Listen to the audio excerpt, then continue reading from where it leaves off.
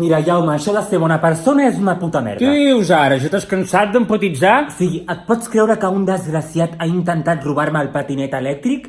No ho ha aconseguit? Clar que no. Vaja. O sigui, és que jo anava tan tranquil per la diagonal a 35 km per hora amb el meu patinet elèctric i se m'apropa un desgraciat i em diu algo així com: Oye, loco, ¿me dejas subirme en el patinete? ¿Me llevas? Que estoy cansado de andar. O alguna cosa així. I què has fet? Doncs dir-li que sí, Jaume. Mira que et xoca. Soca no, Jaume, vale? Perquè com que estic amb la merda aquesta d'intentar ser millor persona i ajudar la gent, què volies que li digués? Saps? M'ha fet pena. Hauries d'aprendre a diferenciar entre la gent que et demana ajuda i la gent que et vol robar. Doncs sí, perquè aquest noi s'ha pujat al patinet i m'ha intentat fer fora. Però per sort el meu papi, com que em va apuntar a Krav quan era petit, doncs li he fotut una patada a la cara que l'ha deixat com el Mr. Potato. Ai, la mare que em va parir. La violència no porta enlloc, Rafael. A mi ningú m'intenta robar el patinet elèctric, Jaume. És el que em diferencia de la resta d'humans. Aleshores què? Ja no vols seguir empatitzant?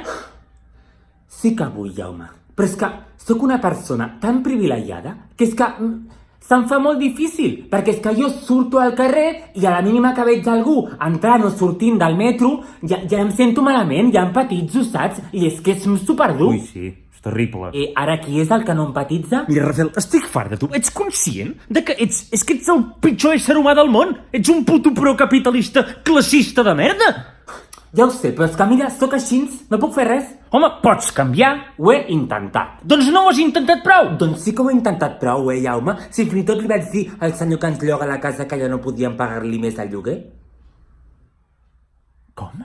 Clar, perquè així ens podia saber el que se sent quan no pots pagar més el lloguer. Anem a veure una cosa, Rafael. T'has oblidat d'un petit detall. Quin? Doncs que sí que pots pagar el lloguer. Ai, és veritat. Que burro que sóc, com no hi vaig caure. La mare que et va parir, Rafael. La mare que et va puto parir. Tu ets un desvirga gallines. Tu hi tens alguna al teu cap de prepuci? Tu hi tens alguna o és buit? Qui és? Digui? Sóc el llogater. Que fort. Sí. No, però això va ser el meu company de pis, que és un imbècil, no li faci cas. Com? Que el va insultar. És que es va posar xulo. Bé, però no, perdoni, sisplau, no ho digui en sèrio, és que és així una miqueta estrany. Què? No, sisplau, no m'ho digui això. No m'ho digui això, sisplau. Hola? Què t'ha dit? Que ens fa fora de casa. Vaja.